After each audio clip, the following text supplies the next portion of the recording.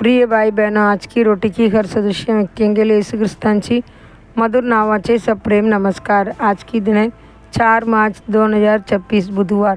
अखंड प्रेम कधीच अपयशी होत नाही। पहिली कोरिंथियर 13 अध्याय 8 वचन। बायबलला योग्य अर्थाने प्रेमाचे पुस्तक म्हणता येईल। पहिल्या पानापासून शेवटच्या पानापर्यंत त्यामध्ये विणलेला संदेश म्हणजे प्रेम। एका फक्त विश्वासणाऱ्याने एकदा म्हटले, जर तुम्ही बायबल पिलून त्यांची सार काढला तर त्यातून थेंबाथेंबाने प्रेमाचे जरेल।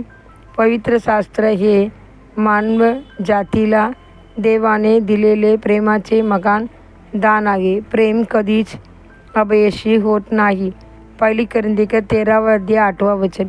प्रेम कधी बदलत नाही। योहान 13 अध्याय 1 वचन। प्रेम दैवी आहे। योहान 15 अध्याय 9 वचन।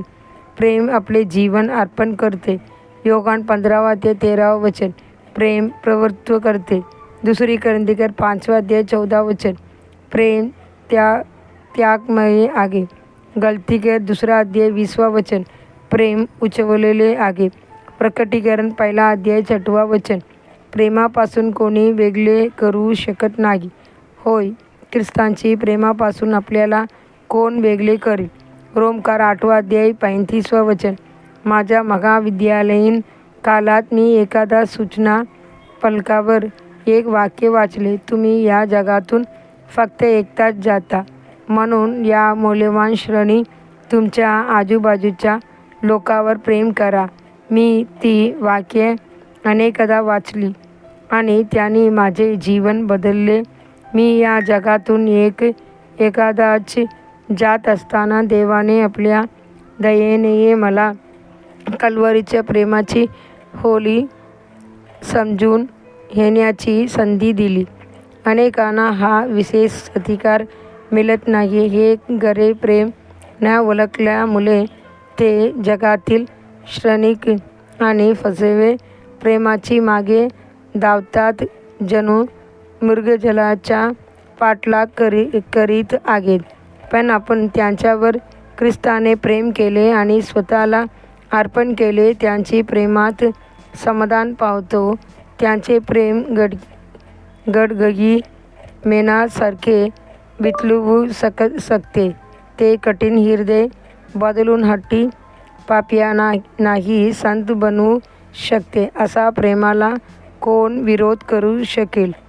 असा प्रेमासमोर नतमस्तक न होता कोण उभा राहू शकेल?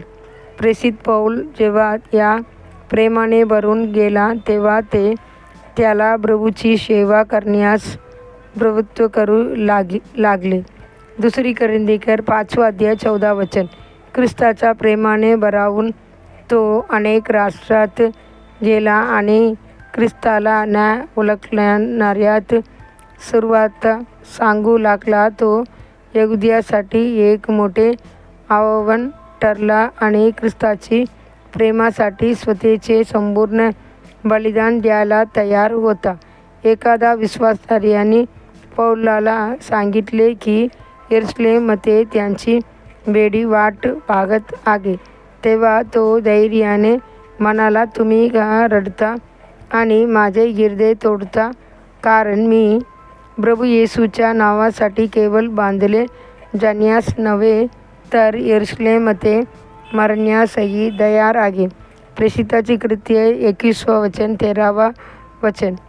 प्रिय देवाची लेकरांनो, कल्वरीचे हे प्रेम सतत तुम्हाला प्रेरित आणि प्रवृत्त करीत राहो। पुढील चिंतनासाठी वचन। उंची असो वा खोली किंवा इतर कोणत्याही सुटील गोष्ट आपल्याला आपल्या प्रभू ख्रिस्त येशूमध्ये असलेल्या देवाचे प्रेमापासून वेगळे करू शकणार नाही। रोमकार 8 अध्याय 39 वचन। आजचे बायबल वाचन सकाळी 31 अध्याय 32 अध्याय 33 अध्याय। संध्याकाळी मार्क 9 अध्याय 1 से 29 वचन। धन्यवाद।